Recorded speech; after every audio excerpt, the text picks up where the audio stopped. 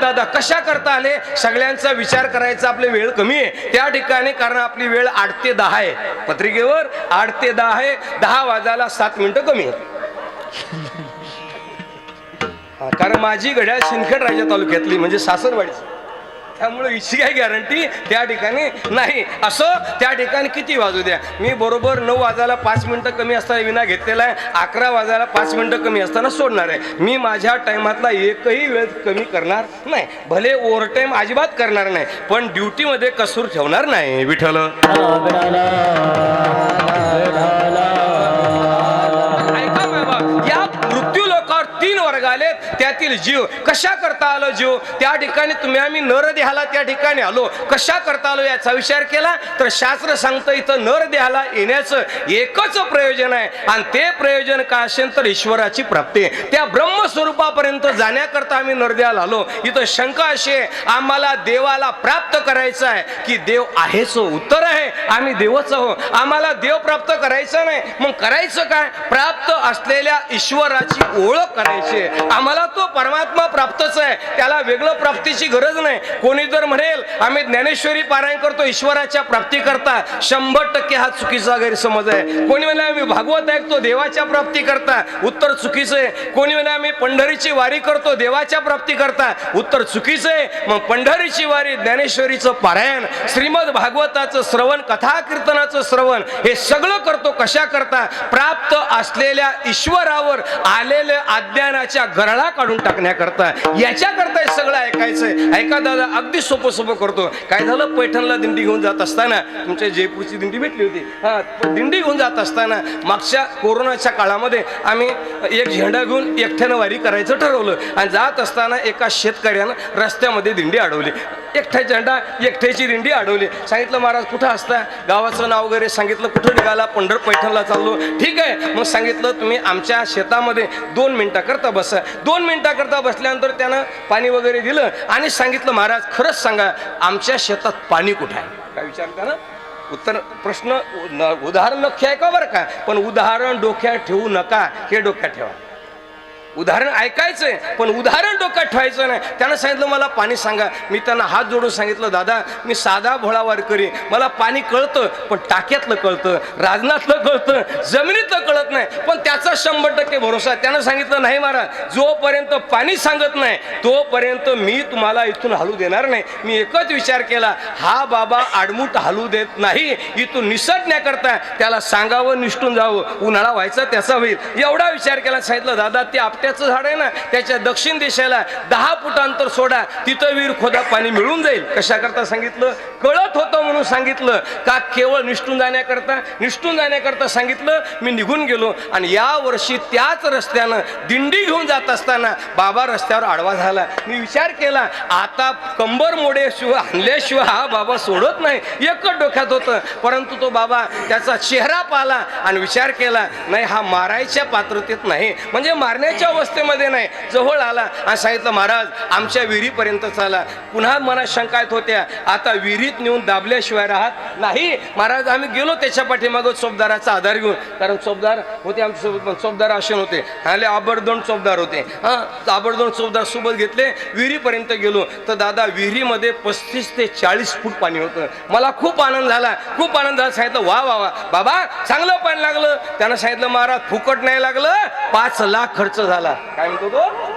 फुकट मिळालं नाही पाणी, 5 लाख खर्च झाला. म्हटलं कशा करताय? त्यानं सांगितलं पाण्याकरता. म्हटलं चुकतंय बाबा तुमचं, पाण्याकरता तुमचा 1 रुपयाही खर्च झाला नाही. त्यानं सांगितलं महाराज डोकं खराब करू नका, वही दाखवतो, पावत्या दाखवतो, किती खर्च आला माझा? 5 लाख रुपये. मी सांगितलं नाही, आता माझा प्रश्न असा आहे तुम्ही सांगा, त्याचा 5 लाख खर्च झाला पाण्याकरता असा तो म्हणत होता. माझं मत आहे त्याचा 1 रुपया खर्च झाला नाही. याच्या चूक कोणाची?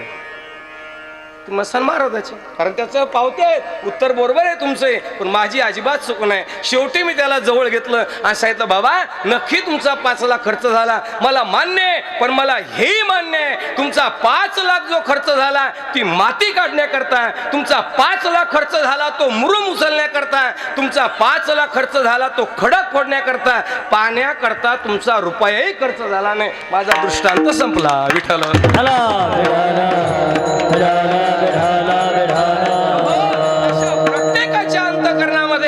ब्रह्म साक्षात्काराचं स्वरूप आहे, मात्र त्या ब्रह्म स्वरूपावर मल विक्षेपाने आवरण, मल नावाची माती, विक्षेप नावाचा मुरुम आणि आवरण नावाचं खडक बाजूला झाला की त्या ईश्वराची प्राप्ती आम्हालाच आहे. आणि ती प्राप्ती करून घेण्याकरता महाराज आम्ही नरदेहाला आलो. चला, नरदेहाला आलो, कुठून आलो, कसा आलो याचा विचार केला तर अनेक सूत्र सांगता येतील. महाराज शास्त्र सांगतं त्या ठिकाणी पुनर्मित्रम पुनर्भार्या पुनर्विद्याम पुनर्मही एत सर्व पुनर्लभ्य न शरीर पुन्हा पुन्हा. जगामध्ये सगळ्या गोष्टी पुन्हा मिळतील, मात्र न शरीर पुन्हा पुन्हा.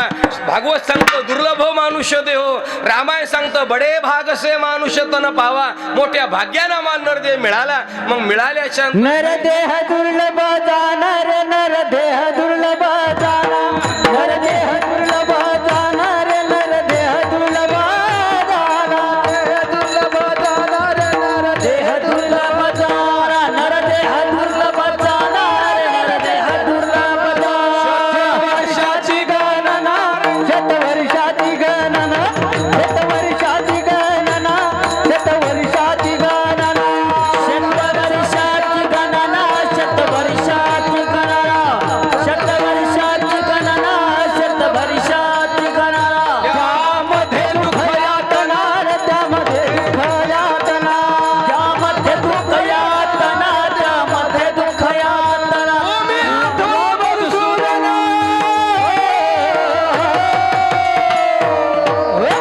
तुम्ही वासुदेव वासुदेव म्हणा रे, तुम्ही वासुदेव वासुदेव म्हणा, वासुदेव वासुदेव म्हणा रे, तुम्ही वासुदेव वासुदेव म्हणा, वासुदेव वासुदेव म्हणा रे, तुम्ही वासुदेव वासुदेव म्हणा, वासुदेव वासुदेव म्हणा रे, तुम्ही वासुदेव वासुदेव म्हणा.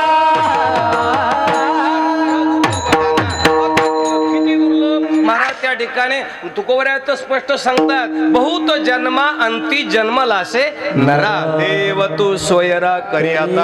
अनेक जन्माच्या नंतर जन्माला आला ना, मग कधी करायचा देव आपलासा. मायबाप जर आजच्या काळामध्ये आपल्या लोकांचा विचार केला तर लोकांचं असं मत आहे चौकून हाकलून दिला की मग त्यानं देवाकडे जावं, असं समाजाचा गैरसमज आहे. अगदी सोपं करू, आळंदी पंढरीला संस्थेमध्ये पोरं टाकताना प्रत्येक मायबापाची इच्छा आहे त्या ठिकाणी जे हुशार पोरग आहे ते नाही पाठवायचं, मग जे गावात जास्त भांडणं आणतो ते, म्हणजे जे पात्रतेचं नाही, जे संसाराच्या लायकीचं नाही त्याला इकडे वळवायचं. पण आमचे बाबा सांगायचे अरे ज्याला संसार करता येत नाही त्याच्या बापाकडून परमार्थ होत नाही, ज्याला संसार करता येत नाही त्याच्या बापाला परमार्थ होणार नाही. मग तो करत असताना कधी करावं. महाराज सांगता करावी तातडी परमार्थी, लगेच करावे, लगेच करावे. कल करे सो आज करो से अभी. परंतु आम्हाला वेळ नाही, आम्हाला वेळ मिळते ना. आता आमची दिंडी असते पैठण पंढरीला, त्या ठिकाणी आम्ही विचारतो बाबा चालता दिंडीत, तो महाराज आलो असतो. मग खरंच सांगू का, एकदा मोठं पोरग भाजलं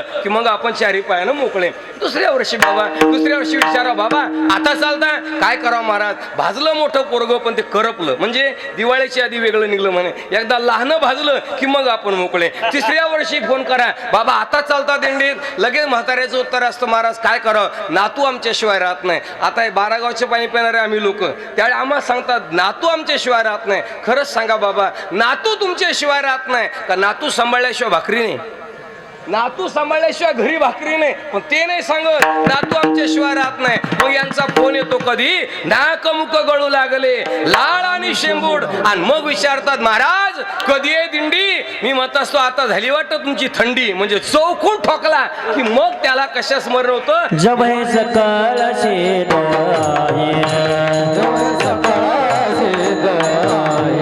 हाथ चाला गया पाय, हाथ चाला गया पाय, तब तो आपुले स्वहित पाय, तब तो आपुले स्वहित पाय.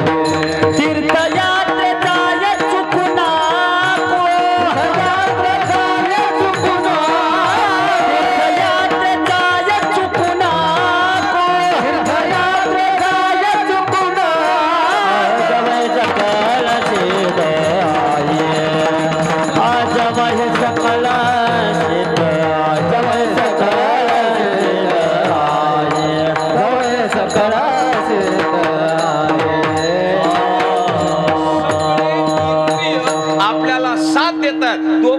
परमार्थ करायचा आहे. चला आणखी पुढे करतो, पुढे जाऊ आपण. मला सांगा, संसार करायला पाहिजे का परमार्थ केला पाहिजे? करावा संसार लागतो का परमार्थ? आता हे काय अवघड नाही विचारलं बरं का, अगदी सोपं केलं मी. संसार करायचा का परमार्थ, नेमकं काय करावं? सगळ्यांचं मत आहे परमार्थ केला पाहिजे, पण शास्त्राचं मत असं आहे संसार करावा लागतो आणि परमार्थ होत असतो. कोण सांगितलं परमार्थ करावा लागतो? आणि करायचं असेल तर कोणी करून दाखवा. मला तर नाही जमलं, आमच्या 5 पिढ्या गेल्या, अजून परमार्थ जमला नाही. कसा करता येईल परमार्थ? लोक आता आम्ही कीर्तनातून सांगतो म्हणा घ्या देवाचं नाव. कधीतरी तुम्ही विचारलं पाहिजे कसं घ्यावं महाराज देवाचं नाव? कधीतरी विचारलं पाहिजे की कसं घ्यायचं देवाचं नाव, कोणतं देवाचं नाव घ्यायचं? तुम्ही आम्ही जे रामकृष्ण हरी विठ्ठल केशवा काय काय मग घेतो, खरंच सांगा हे नाम आहे का नाव आहे? हे नाव आहे. आणि घ्यायचं काय सांगितलं? नाम. नावात आणि नामात फरक आहे. महाराज जे ठेवल्या जातं त्याला नाव म्हणतात आणि जे उपजत असतं ते नाम असतं. विठ्ठल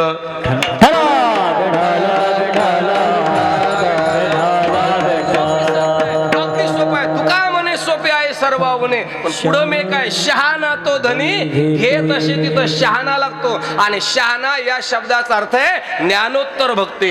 जर त्यानं ज्ञान अंगीकृत केलं तर त्याला नामस्मरण घेता येतं, अन्यथा घेता येत नाही. आपण घेतो सगळे पण नाव घेतो. चला मला सांगा, नाम ठरवू आपण, पण कशानं घेतो? ज्या वाणीनं सांगितलं त्या वाणीनं का जी वाणी आहे त्या वाणीनं? आमचं सगळ्यांचं नाम आहे वैखरी वाणीनं. आपण जे घेतो नामस्मरण, जे जे काही आम्ही म्हणतो नामाला नाम म्हणा, पण घेतो ते वैखरी वाणीनं. मला सांगा, वैखरी वाणी ज्या देहाची आहे तो देह खरा की खोटा?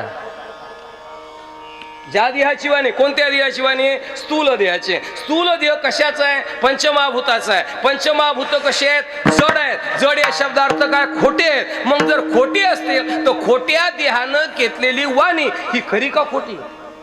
खोटी आहे. मग त्या ठिकाणी जर खोटी असेल, मग संतांनी सांगितलं नाही का नाम घ्या? घ्या सांगितलं, पण नेमकं कसं घ्यायचं? गाथा काढा. त्या गाथ्यात वर्णन केलं, ऐशी जोडी करा राम कंठी धरा, सारा सार विचार करा उठावटी, नाम धरा कंठी. विठोबाचे कितीतरी प्रमाण सांगता येतील दादा. कंठात नामस्मरण करा. याचा अर्थ काय? महाराज ज्याला रोग आहे त्यानं औषध. उत्तर काय? याचा अर्थ काय? ज्याला रोग आहे त्यानं औषध घ्या. नाही तो बिमार म्हैसन इंजेक्शन मालकीनीला, बिमार म्हैस सुधारणार नाही. म्हशीला द्यावं लागेल. जन्म मरणाचं जे संसरण या जीवाच्या पाठीमागं लागलंय, मला सांगा ना, कोण जन्माला येतंय? हा देह. देह जन्माला येतो का जीव जन्माला येतो का आत्मा जन्माला येतो? कोणी जन्माला येत नाही. आत्मा देहही जन्माला येत नाही का? देह जड आहे. जर जड जन्माला आला असतं तर आतापर्यंत एका दगडाचे 4-5 दगड तरी झाले असते, फोडल्यावर होतात. तसे होत नाही. म्हणजे शरीर जन्माला येत नाही. महाराज जीव तर त्या परमात्म्याचा अंश आहे आणि आत्मा तर सच्चिदानंद घन आहे. म्हणजे तिघालाही जन्म मरण आहे. मग त्या ठिकाणी जन्माला येतं ते सूक्ष्म शरीर, जातं तेही सूक्ष्म शरीर. मग या सूक्ष्म शरीराची जी वाणी आहे त्या वाणीचं नाव आहे मध्यमा. त्या मध्यमा वाणीचं स्थान आहे कंठ. आणि या कंठातील वाणीनं जर भजन केलं तर त्याची ओळख आहे, अन्यथा नाही. विठ्ठल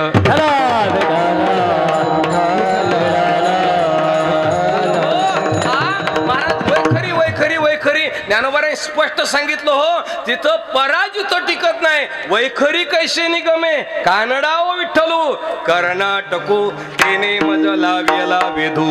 त्या ठिकाणी जिथं परा टिकत नाही तिथं वैखरी आमची टिकणार नाही. मग आम्हाला त्या साधनेपर्यंत जायचं असेल, मग कोणी म्हणे आम्ही श्रवण करू. श्रवण सोपं आहे? सोपं आहे श्रवण. सगळ्यात अवघड भक्ती कोणती असेल तर श्रवण भक्ती आहे. ऐकणं सगळ्यात अवघड आहे. तुम्हाला सांग कसं काय? आमच्याकडे दिवसभर म्हशी बैल जंगलात चरतात. आमच्याकडे, तुमच्याकडेही चरतात. संध्याकाळी खुट्यावर बांधल्यावर काय करतात? रवंत करतात, बागुल करतात. समजा एखाद्या म्हशीनं एखाद्या बैलानं रवंत केला आणि तर काय होतं? ते फुगतं, बैल फुगतं. आणि फुगला एकदा बैल की काय करावं लागतं? जुने म्हातारे, म्हणजे मी लहान असता म्हणजे आताही लहानाचे बरं का, अगदी लहान असताना जुना प्रयोग करायचे म्हातारे. पोरग भोंगळ करायचं आणि त्याला जोडायचं. कोणाला? ज्यानं रवंत केला नाही त्याला. जर झोडून जर बैल नाही उतरला तर मग त्याला गोड तेल पाजायचं. कोणाला? ज्यानं रवण केला नाही त्याला, जर त्या ठिकाणी तेल पाजून बैल नाही उतरला तर डॉक्टर बोलवायचा, इंजेक्शन द्यायचं कोणाला? ज्यानं रवण केला नाही त्याला. आणि एवढ्यावर नाही जमलं तर मग त्या ठिकाणी खड्डा करायचा आणि पुरायचा. कोणाला?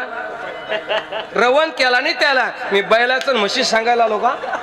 काही सुखदुख नाही. अहो दादा, हे आपलं सुरू आहे. म्हणजे झोपेपर्यंत सत्संगातील चर्चा ऐकून जर आम्ही त्याचं मनन केलं नाही तर आम्ही अहंकारानं फुगल्याशिवाय राहत नाही. आणि एकदा फुगला की मग त्याला वैराग्याच्या टोब्यानं झोडावं लागतं.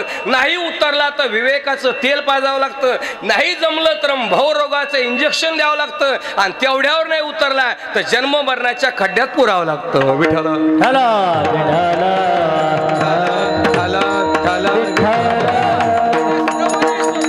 त्याच्यानंतरचा पुढचा विचारच करू नका. आणखी काही साधनं सांगितले ना, एवढे साधन आहेत का? कोणकोणते साधन आहे? योग साधन आहे, कर्म साधन आहे, महाराज ज्ञान मार्ग आहे आणि शेवटचा भक्ती मार्ग आहे. 4 मार्ग आहे. 4ही मार्गाचा मिनिटात विचार करा. योग कशाला म्हणावं? कशाला योग म्हणायचं? सकाळी उठून फाट्यापर्यंत चालत जाणं हा योग नाही. चालता येतं हा योगायोग आहे. चालता येतं हा योगायोग आहे. याला योग म्हणायचं नाही.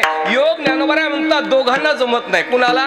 ज्याला जास्त खायला लागतं त्याला योग करता येत नाही आणि ज्याला जास्त झोपायला लागतं त्याला योग करता येत नाही. आता दुर्दैवानं जास्त खाल्लेलं पचत नाही म्हणून लोक योग करायला लागले आणि सकाळी जाग येत नाही म्हणून योग करायला लागले. इतका योगायोग आहे. म्हणजे योग या ठिकाणी आमच्याकरता कठीण आहे. केला योग तर आमच्या वाट्यावर फळ काय? महाराज पतंजली शास्त्र आम्हाला असं सांगतं, योग चित्त वृत्ती निरोध. हा योगानं चित्त वृत्तीचा निरोध होतो.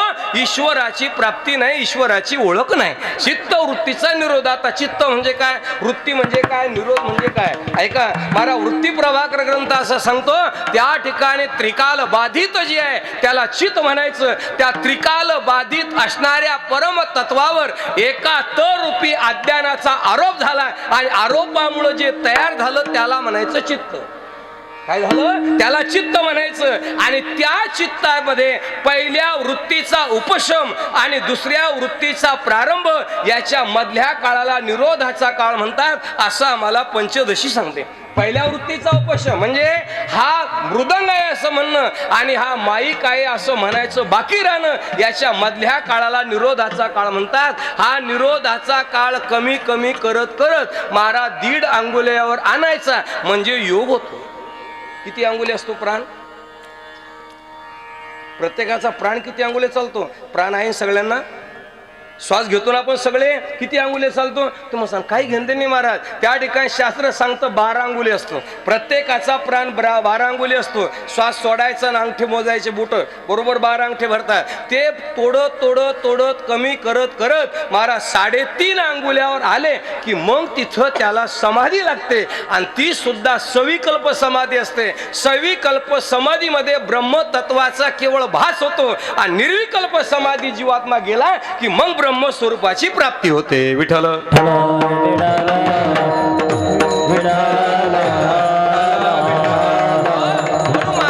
योगाच्या नांदी लागायचं नाही. बरं लागलाच नांदी त्याचा तोटा काय? दररोज आहे म्हणतो वायाची उपाधी, वायाची उपाधी दंबधर्म, वायाची उपाधी दंबधर्म, वायाची उपाधी दंबधर्म, वायाची उपाधी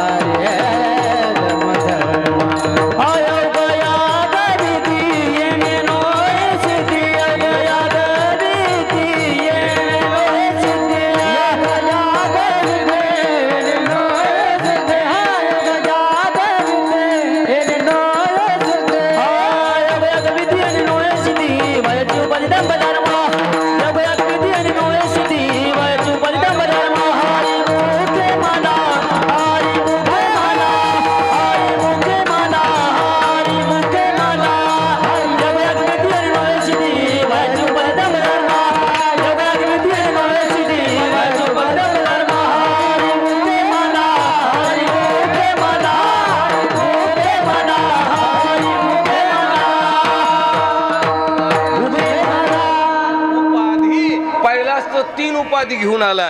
त्या ठिकाणी देह उपाधी, जीव उपाधी आणि जगत उपाधी आणि पुन्हा चौथी उपाधी लागून बसते. म्हणून तो मार्ग आमच्या करता सुकर नाही. चला दुसरा मार्ग दादा, कर्म मार्ग. कर्म मार्ग काय? मामासाहेबांची दांडेकर मामाची ज्ञानेश्वरी समोर घ्या आणि ज्ञानेश्वरीच्या पहिल्या पानावरच त्या ठिकाणी प्रस्ताव नावाचा, त्यामध्ये कर्माचे 2 सिद्धांत मामाने लिहिले. कर्म करावं लागेल हा पहिला सिद्धांत आणि दुसरा सिद्धांत सांगितला केले कर्म झाले. नियम आहे महाराज, कर्म करावं लागेल आणि केलं कर्म भोगावं लागेल. कर्माची किती सूक्ष्मता आहे. जर केलं कर्म आम्ही तर त्यानं फळ काय मिळेल? शास्त्र सांगतं अंतकरण शुद्धी हे कर्माचं फळ आहे. ईश्वराची प्राप्ती नाही, केवळ अंतकरणाची शुद्धी होईल, ईश्वराची प्राप्ती होणार नाही. आणि जर आमचं चुकलं तर त्याचा तोटा काय महाराज? त्याचा तोटा आहे जन्म मरणाचं बंधन. कर्मामुळे बंधन तयार होतं, म्हणून हाही मार्ग कठीण आहे. चला तिसरा मार्ग सांगितला, ज्ञान मार्ग. ज्ञान मार्ग किती सोपा आहे, किती सोपा आहे ज्ञान. भगवान परमात्मा स्वतः सांगतात, ज्ञेयं यत्तद् प्रवक्ष्यामि यज्ञात्वामृतमश्नुते अनादिमत परब्रह्म न सदना सदुचते. जे जाणीतली यासाठी संसार काढून या काठे, जिरोनी जाय जे पोटे नित्यानंदाच्या. त्या ज्ञानाशिवाय कुठे आहे ज्ञान आहे? किती सोपा आहे. महाराजांचा गोड अभंग आहे, ब्रह्म ध्यान जारी गळे उठावूठी, ब्रह्म ध्यान जारी गळे उठावूठी.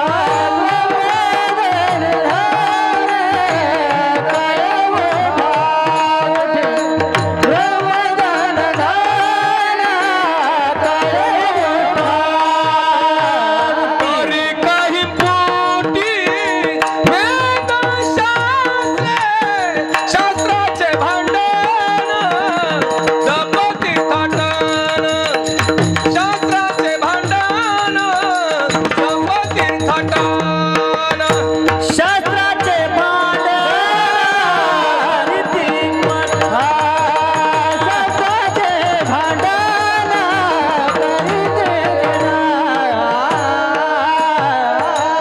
मी सोपं सांगतो, घरोघरी अवघे झाले ब्रह्मज्ञान, परी वेळवना बहुमाजी, परी वेळवना बहुमाजी.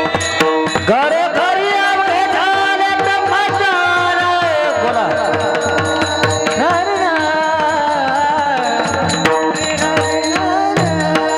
चला तिसरं, या नावे अद्वैत खरे ब्रह्मज्ञान, अनुभवा वाचून बडबडते, अनुभवा वाचून बडबडते. या नावे अद्वैत खरे ब्रह्मज्ञान, अनुभवा वाचून बडबडते, अनुभवा वाचून हे ज्ञान आम्हाला पाहिजे, ज्ञान पाहिजे दादा. पण ज्ञानाचा विचार केला तर किती दुर्लभ आहे ज्ञानाची दुर्लभता. त्या शाखाभंग पाहून घ्या. गप शास्त्राचे भांडण जप तीर्थाटन, उर्वेचे भ्रमण याजसाठी, याजसाठी जप, याजसाठी तप. व्यासेही अमुप ग्रंथ केले पण मेळ लागला नाही, तरी सुद्धा ज्ञानाचा थांग पता लागला नाही. महाराज ज्ञान नाही का आहे ना, पण तुकोरायांचा परी मिळवणं बहुमाजी. म्हणजे एक मनुष्य दररोज गावरान गायचं सकाळी 5 आणि संध्याकाळी 5 लिटर दूध प्यायचं, 10 लिटर दूध प्यायचं. तब्येत कशी पाहिजे? स्ट्रॉंग व्हायला पाहिजे का त्याला संडास लागावी? त्याची तब्येत स्ट्रॉंग नाही झाली, उचल डबा पळ, उचल डबा पळ, सगळ्या गावानं घाण करून टाकली. शेवटी गावचे कदरले आणि दवाखान्यात ऍडमिट केलं. डॉक्टरांनी विचारलं, अरे बाबा काय झालं? अतिसाराची लागण झाली. कशामुळं? काय खातो? सांगितलं दूध खातो. 100% म्हणे गाईला रोग आहे. गाय तपासली, गाय बिमार नाही. मग शेवटी दूध चेक केलं. मग डॉक्टरच्या लक्षात आलं 5 लिटर दुधात 4.5 लिटर पाणी राहायचं. याला म्हणायचं परिमेळवणं बहुमाजी. म्हणजे ज्ञान आमच्या करता दुस्तर आहे. मग आम्हाला त्या ब्रह्मस्वरूपाची ओळख करून देणारे या जगात नेमके कोण आहेत? आणखी साधन आहेत का? गोड साधन आहे. काकड्याला उठायचं आणि एक वासुदेव म्हणायचं, एवढे साधन आहे. प्रत्येकाच्या वाट्यावर 2-2 3 एकाच वासुदेवात. शरीर शोषण प्राण निरोधन मन जय हटयोग, भूत पीडन कुंडलिनी कलिमल दलभंग, वर्धोबाईचा शेत तोडून करीव वनभंग, ब्रह्मार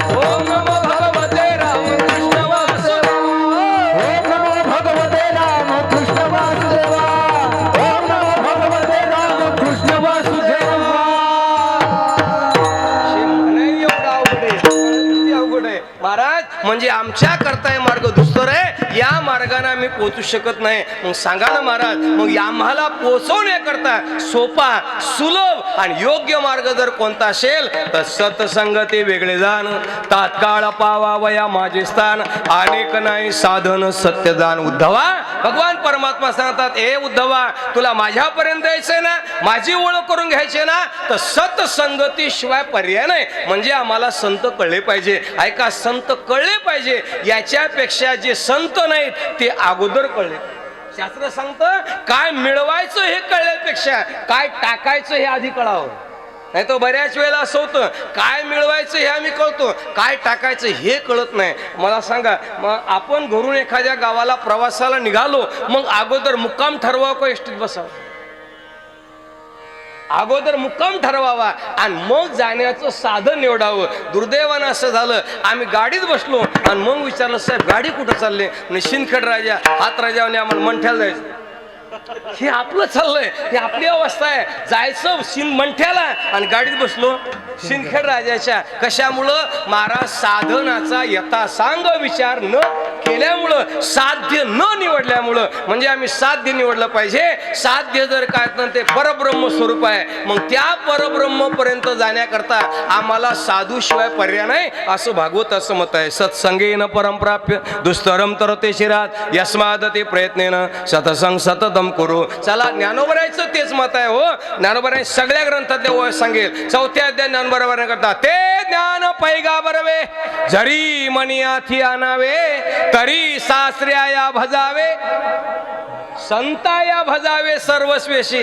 हरिपाठात आम्ही दररोज म्हणतो, संताचे संगते मनोमार्ग गते, आकळावा श्रीपती पंथे. नाथ बाबा तेच सांगतात, स्वहिता करणे संगती साधूची, भावे भक्ती हरीची, भेटी तेने. नामदेवराय तेच सांगता, ब्रह्ममूर्ती संत जगे अवतरले, उद्धार आले दिनजना. निळोबराय तेच सांगता, याहुनी संते परते सुख नाही, निळा म्हणे पायी जगत रे. तुकोबराय तेच सांगता, या साठी संत पायते सेवावे, तरेच तरावे तुका म्हणे. रामायण ते सांगतं, बिनु सत्संग विवेक न होई. साधूच्या संगतीशिवाय आम्हाला जाता येणार नाही. मग आम्हाला साधू कळला पाहिजे. याच्यापेक्षा कोणाला साधू म्हणू नये ते आधी कळलं पाहिजे. आपण दोन्ही बाजूने विचार करू. आधी खोटं कशाला असतं ते कळून घेऊ. मला खोट्याच्या अनेक व्याख्या सगळ्या संतांच्या, आपल्या सगळ्यांच्या पाठातलं प्रमाण आहे. म्हणजे सगळ्या चौथ्या वर्गापर्यंत 5व्या वर्गात शाळा जी शिकले त्याचाही तो पाठ अभंग आहे. खोटे साधू कुणाला म्हणतात? तुकोऱ्याचा गोड अभंग आहे.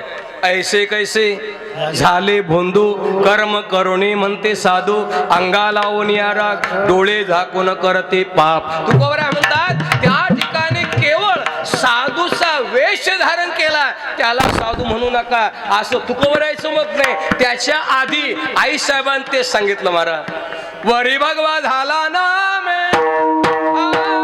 वरी भगवा झाला ना हरी भगवा झाला ना,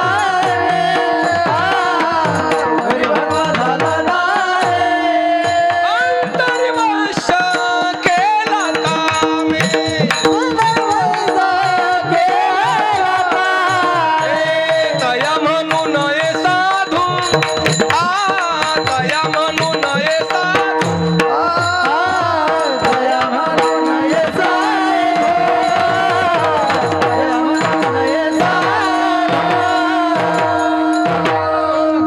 भगवे कपडे दिसले की आम्ही त्याला साधू म्हणतो. बाह्य अंगानं पाहतो त्याला साधू अजिबात म्हणू नका. तुकोबाऱ्या तर एका ठिकाणी म्हणतात, असे जे निव्वळ बाह्य अंगानं साधू बनले त्याच्याकरता गोड प्रमाणे तुकोबाऱ्याचं पाखंडी.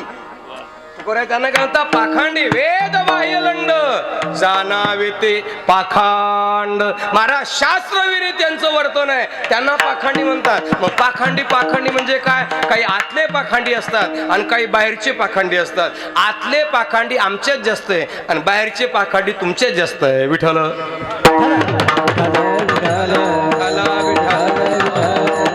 पाखंडी आमच्याच जास्त आहे. मला सांगा ना, बरेच लोक कधी कधी विचारतात आमच्या पोरांना, महाराज एवढे सप्ते सुरू आहे, हो एवढे सप्ते सुरू आहे, काय आमचा काळ होता एवढे सप्ते नव्हते. एवढे का होते भाऊ तुमच्या काळात?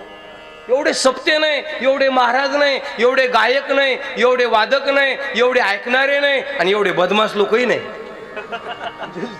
तुमच्या काळात होती, आमच्या काळात इतकी. मग जर साधू वाढले तर बदमाश कमी व्हायला पाहिजे ना. इथं तो प्रमाण असं, इथं म्हणजे तुमच्या गावात नाही बरं का, इथं म्हणजे या भूमीवर महाराज प्रमाण तिकडेही तेवढं आणि इकडेही तेवढं. नारद फिरत फिरत त्या ठिकाणी पंढरपूर आले आणि पंढरपूरून फिरून त्या ठिकाणी कैलास लोकावर गेले. महादेवा सांगितलं, महादेवा काय पंढरपूरची वारी भरली? सांगितलं कसं काय? म्हणे अरे चंद्रभागेत जेवढी गर्दी देवा तेवढीच महाद्वारामध्ये, जेवढी महाद्वारामध्ये तेवढी गोपाळपुऱ्यामध्ये, जेवढी गोपाळपुऱ्यामध्ये तेवढी कायकाडी बाबाच्या मठापुढे तेवढीच गर्दी.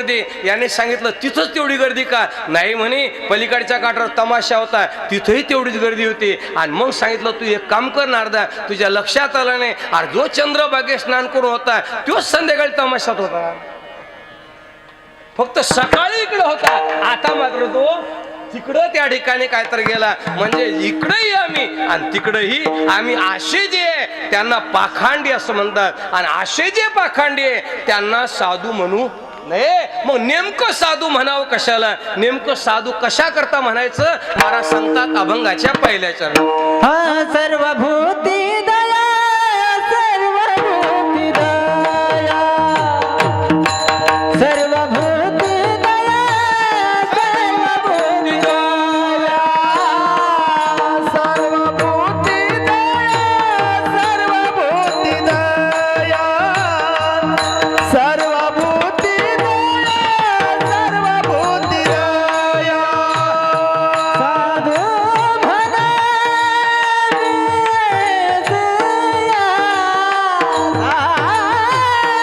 म्हणा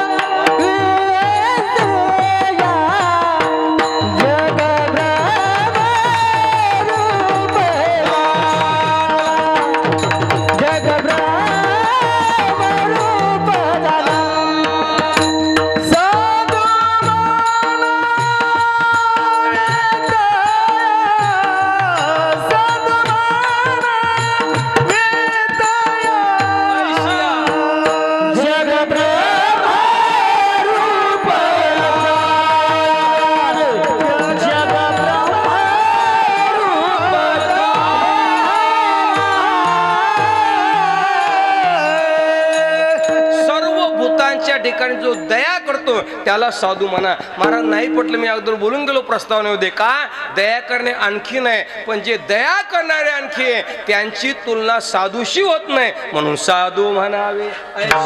कोण कोण दया करणारे? एक गोड श्लोकांत, रवी चंद्र घन वृक्षा नदी गावाच सज्जन येथे परोपकाराय युगे देवे न निर्मिता. हे 7 लोक दया करणारे. त्यातील पहिला दया करणारा जर कोण असेल तर रवी. रवी म्हणजे नावाचा आणि सूर्य दया करतो.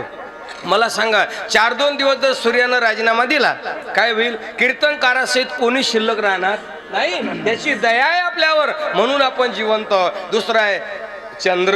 चंद्राची दया. किती दया आहे? चंद्र 2 गुण देतो आम्हाला, शीतलताही देतो आणि चंद्र अमृत वर्षावी करतो. जर चंद्रानं अमृत वर्षा बंद केला तर त्या ठिकाणी परिपक्व दशेला पावलेलं धान्य हे त्या ठिकाणी फेल होतं. मग लोक म्हणतात महाराज ज्वारी चांगली आली हो, पण सगळं बोंड झालं म्हणजे भरली नाही. महाराज ते दया करतो. चला तिसरा आहे घनो.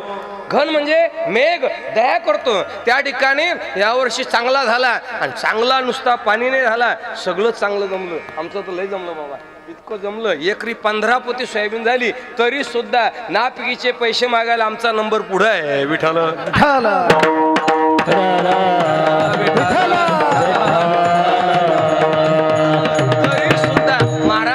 भिकार पण काही जायला तयार. किती सोयाबीन झाल्या, सगळा माल अगदी टकाटके, काही कमी नाही. कुणाचे उपकार आहे? कुणाची दया आहे? मेघाची दया आहे. त्याच्यानंतर आहे वृक्ष. वृक्ष दया करतो. ज्ञानोबा नाथबाबा भागवतामध्ये वर्णन करतात. त्या ठिकाणी वृक्ष सर्वांगी केवळ इथे एक असे परोपकारी. केवळ दया करण्याकरता वृक्षाचे सर्व काष्ट छाया फळ आणि मूळ. काही झाडांच्या मुळ्या दया करतात म्हणून रोग जातात. काही झाडांची साल रूप दया करते म्हणून रोग जातो. वृक्ष. त्याच्यानंतर आहे गावो. गाव म्हणजे गाय. दया करते. 2-4 दिवस जर गायीनं दया केली नाही तर मायबाप आपलं काही खरं राहणार नाही. आणि मी इतका आनंदित झालो येताना त्या मधल्या मारे शिवलू बोसा मार्गे आलो. पण शिवलू भोसा मार्गे आलो आणि त्या रस्त्यानं येताना एवढ्या गायी पाहायला भेटल्या की त्या ठिकाणी असं वाटलं तृप्त कृतकृत्य झालो, इच्छा केली ते पावलो. इकडं आणि तुमच्याकडे खुर्रमपूरला गेलं की तिथं गायी पाहिल्या का असं वाटतं बाप रे बाप. तसं तुमच्या गावातही 4-2 कोठी मुद्दाम पाहिले मी. जवळपास बऱ्याच गोठ्यामध्ये गाय दिसल्या. मला गाय वाचली पाहिजे. ज्याच्या घरात गाय आहे त्या ठिकाणी डोंगरेजी महाराजांचं गोड वाक्य आहे. डोंगरेजी महाराज म्हणतात ज्याला श्रीमंत व्हायचंय त्यानं गाय पाळली पाहिजे. विठ्ठल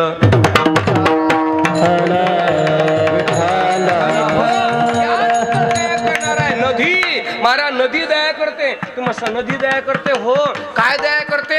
ज्ञानेश्वरीची फेडी तर बापता पोखी तिरीचे उद समुद्रा जाय आप गंगेचे जैसे. महाराज त्या ठिकाणी झाडांना पोसत सगळ्यांचे पापता फेडते. मग एवढे जर दया करणारे असतील मग साधूला दया करणारे का म्हणावं? प्रश्न आहे. त्याचं उत्तर पटपट पाहू. पहिला आहे त्या ठिकाणी सूर्य दया करतो, पण सूर्याच्या अति दयेमध्ये महाराज जीवाची लाई होते.